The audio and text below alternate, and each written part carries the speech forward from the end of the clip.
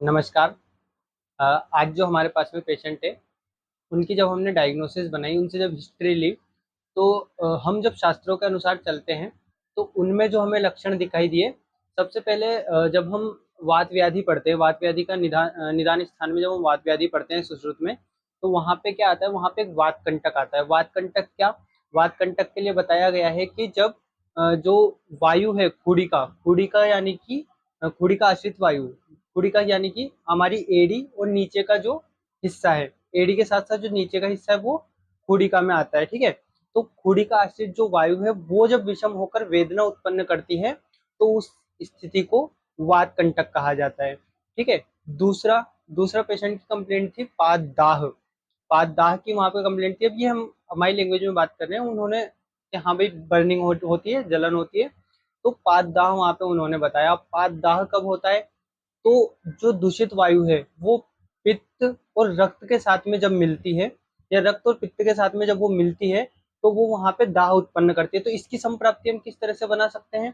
इसकी संप्राप्ति हम इस तरह से बना सकते हैं कि जब दूषित वायु रक्त को यहाँ पे रक्त के साथ मिलेगी, तो वात रक्त की पहले उत्पत्ति होगी, और वात रक्त की उत्पत्ति होने के बाद वहां पे जब पित्त की प्रधानता होगी, तो पित्त की प्रधानता होने के कारण दाह की उत्पत्ति होती है। तो ये मेनली पेशेंट की कंप्लेंट थी कि पाँव में, यानी कि नीचे की तरफ तलवे में हम कह सकते हैं कि वहां पे दर्द हो रहा है, और दर्द के साथ साथ में दूसरा कि पाद दाह हो रहा है। अब जब हम ये तो हमने कहाँ से देखा, ये हमारा सुश्रुत में वात व्याधि निदान में दिया हुआ है। दूसरा जब हम वात व्याधि चिकित्सा पढ़ते हैं चिकित्सा स्थान में सुश्रुत में, तो वहां पे आता है कि हमारे पास में जो वात व्याधि हुई है, तो वात व्याधि के लिए सबसे पहले कहा गया है कि स्नेहन, दूसरा उपनाह, उसके बाद में अग्निकर्म, इस तरह से वहां पे बताया। तो स्नेहन हम कैसे करेंगे? स्नेहन अभी अब देखो यहाँ पे स्नेहन हम कैसे करेंगे, तो हम लोकल लोकल जो हमारा लोकल हम कह सकते हैं कि स्थानिक स्नेहन हम यहाँ पे करेंगे। ठीक है, इसके बाद में उपनाह की बात आएगी, तो देखो यहाँ पे हम क्या करेंगे, हम इस मृतिका शालाका का यूज करेंगे, और मृतिका शालाका का यूज करके हम अग्निकर्म करेंगे, तो वो प्रोसेस एक उपनाह की तरह से भी काम यहाँ पे करेगी। ठीक है, ये तो हो गया वहां के लिए, वात व्याधि के लिए। दूसरा वात कंटक के लिए, वात रक्त के लिए, पात दाह के लिए, इन सभी के लिए जो सुश्रुत संहिता शिरावेद व्याधि अध्याय में बताया है शाही स्थान में, तो वहां बताया है जो हमारा क्षिप्र मर्म है उससे 2 अंगुल ऊपर विद्ध कर्म।